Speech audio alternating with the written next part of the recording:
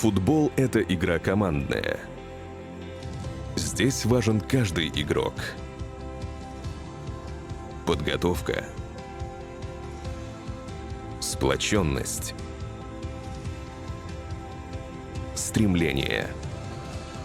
Мы учим их играть в футбол. Мы не учим их побеждать. Они делают это сами. Сами ставят цели. Сами ее достигают. Мы же всего лишь даем почву для них. Даем возможность. Мы ведь тоже их команда.